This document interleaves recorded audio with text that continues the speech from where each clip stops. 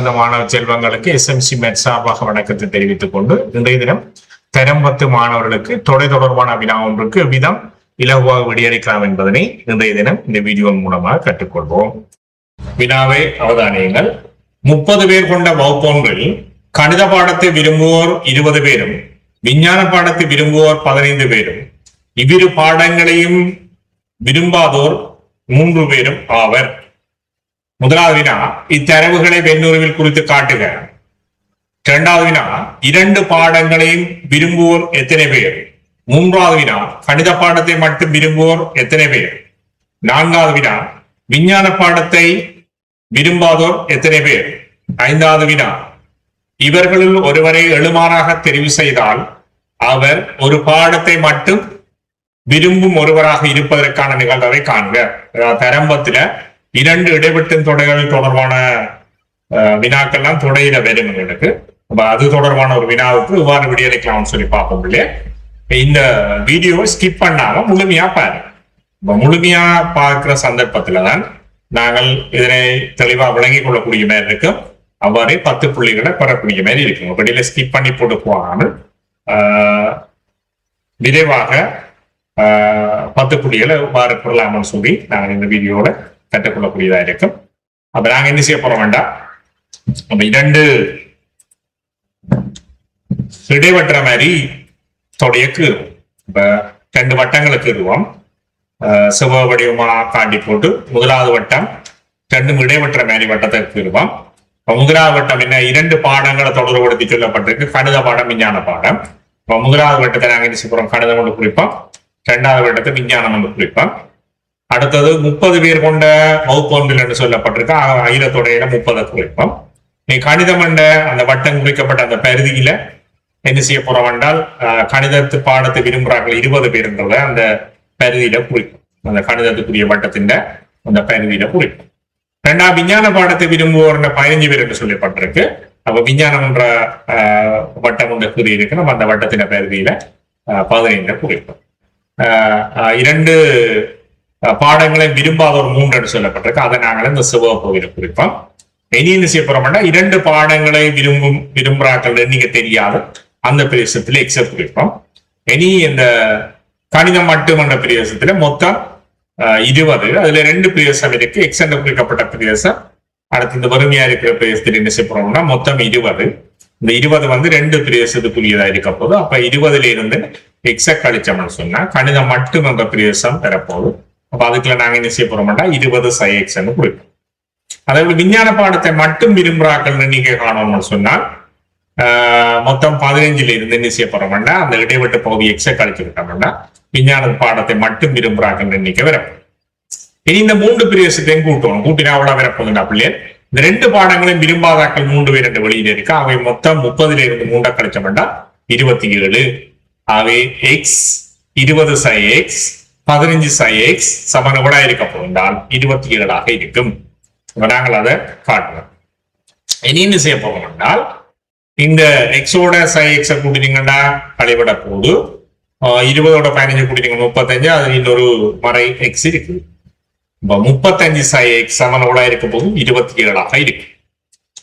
சரியோ, இனி என்ன செய்ய போறோம், நம்ம 35 2 பக்கம் கழிச்சோம்னு சொன்னால் x சமன் 27 35. x சமன் என்னவா இருக்க போது 27 35 கழிச்சுக்கின்றால் 8 மறை 8. x சமன் 8.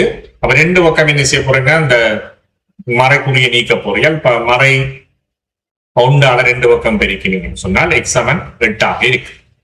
இனி இந்த 2 பாடங்களை விரும்புறாக்களை குறுகிய பிரதேசம் எக்ஸ் என்று குறிக்கப்பட்ட பிரதேசத்துக்கு 2 பாடங்களை விரும்பும் மாணவர்கள் எண்ணிக்கையை குறிக்கும் பிரதேசத்துல எக்ஸ் என்று குறிச்சிருக்கோம்.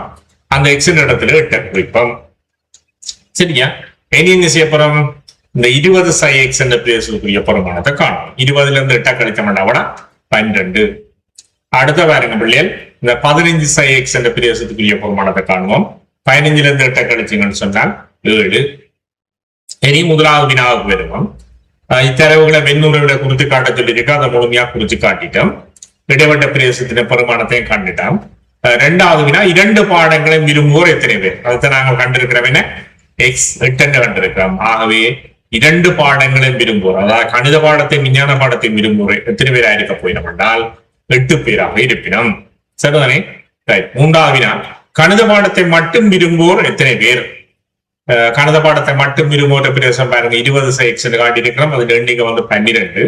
ஆகவே கணித பாடத்தை மட்டும் விரும்புகிறார்கள் 12 பேராக இருக்கும்.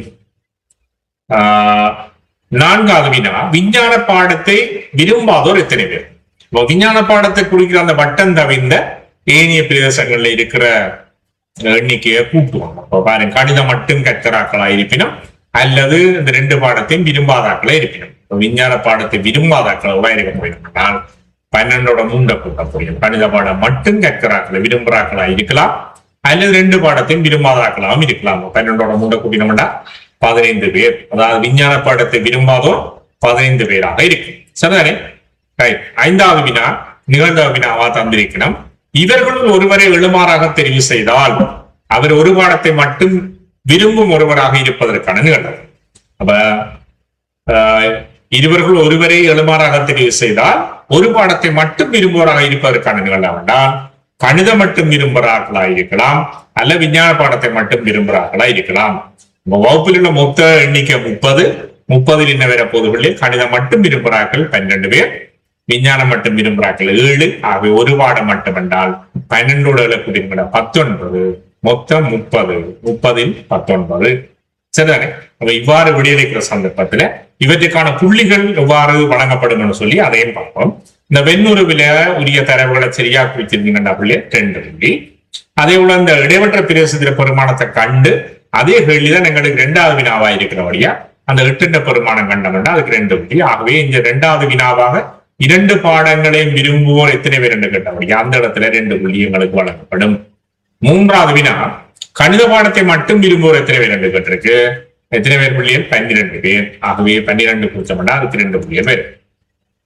4வது வினா, விஞ்ஞான பாடத்தை விரும்பாதோர் எத்தனை பேர் என்று கேட்டிருக்கு. விஞ்ஞான பாடத்தை விரும்பாதோர் எண்ணிக்கை நாங்கள் 15 என்று கண்டிருக்கிறோம். ஆகவே 15 என்று குறிச்சோம்னு சொன்னால் அதுக்கு 2 புள்ளிகள் கிடைக்கும்.